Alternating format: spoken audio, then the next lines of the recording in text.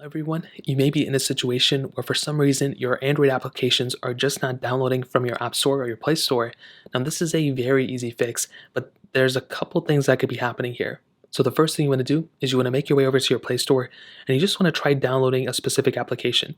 So in this case, if you're downloading a big game like Genshin Impact, for example, there can be some issues where for some reason this game may be too big to download at one moment. So you may have to connect to Wi-Fi, you may not have enough data or connection services to whatever to actually install this application because it's so massive.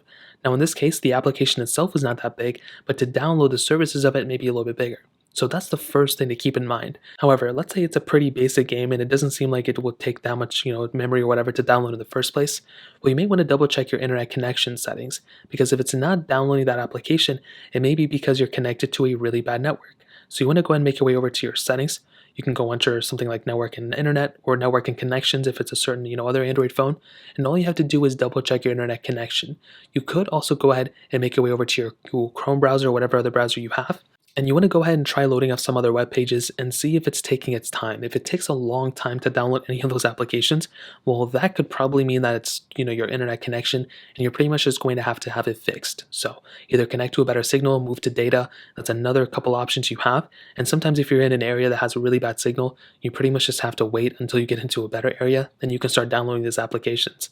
However, there can be some other times where everything is good, but it just keeps saying that the application or the download is pending. So you can see it just downloaded for me, but sometimes it just keeps saying pending download and it just keeps spinning and it never actually installs. Well, in that case, that may mean that you've tried installing a bunch of applications at one moment, especially if you actually booted up your Android phone for the first time. This could actually mean that your applications are updating in the background and you won't actually be able to install any of these applications until those applications are done updating. So what you can do is you want to scroll down on your taskbar until you're here and you want to look at a couple of the notifications that you have.